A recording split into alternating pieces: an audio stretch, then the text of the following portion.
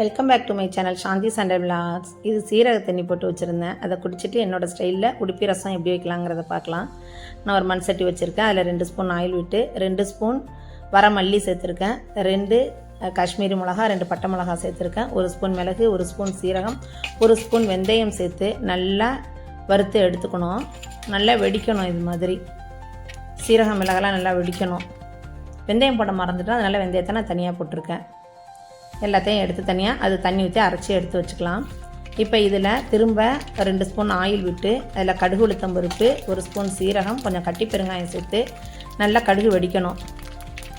வெடிக்க விட்டு அதோட 2 பச்சை மிளகா உடச்சி போட்டிருக்கேன், அதுவும் சேர்த்து நல்லா வதக்குங்க. இதோட ஒரு பெரிய தக்காளி பழம் பொடியாக கட் பண்ணி வச்சுருக்கேன், அதையும் சேர்த்து நல்லா வதங்கணும். தக்காளி கொஞ்சம் கருவேப்பிலை சேர்த்து வதங்கிறதுக்காக கல் உப்பு சேர்த்துக்கிறேன். நல்லா தக்காளி பழம் நல்லா மேஷ் ஆகணும்.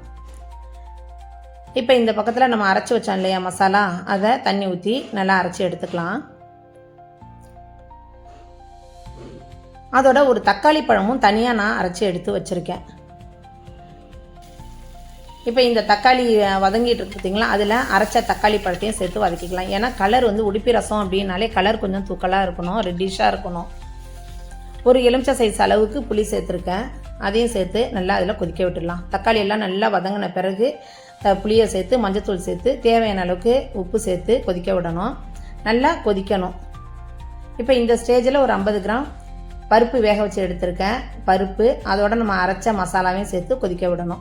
பொதுவாகவே ரசத்தை நம்ம அதிகமாக கொதிக்க விட மாட்டோம், நுரக்கட்டின பிறகு நம்ம இறக்கிடுவோம்.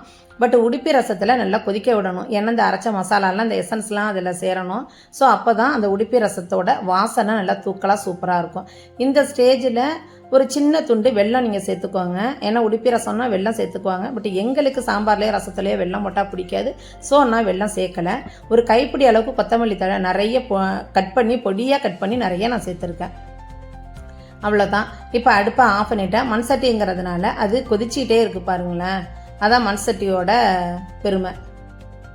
ஸோ இந்த ஸ்டேஜில் நம்ம இறக்கி வச்சிடலாம். நமக்கு கம கமன்னு காரசாரமாக சூப்பரான உடுப்பி ரசம் ரெடி ஆகிடுச்சு. நல்லா சுட சுட சாதத்தில் போட்டு சாப்பிட்டோம்னா வேறு லெவலாக இருக்கும். எனக்கு நேற்றுலேருந்தே கிரேவிங்ஸாக இருந்துச்சு உடுப்பி ரசம் சாப்பிடணும் அப்படின்னுட்டு. அதனால தான் நேற்றுனா இந்த ரசம் பண்ணினேன். நல்லா சாதத்தை வச்சு நல்லா சுட சுட நிறைய பாத்தி கட்டி அடிங்க. ரசத்தை அப்படியே கொடமாக டம்ளராக மொண்டு ஊற்றி சாப்பிட்டா சூப்பராக இருக்கும். இந்த ரசத்தை செஞ்சு பார்த்து எப்படி இருந்துச்சுங்கிறத கமெண்ட் பண்ணுங்கள். மறக்காமல் சாந்தி சண்டே விலாக்ஸை சப்ஸ்கிரைப் பண்ணுங்கள். தட்டு தான் சின்ன தட்டில் போட்டுட்டேன், வேறு ஒன்றும் இல்லை. தேங்க்யூ.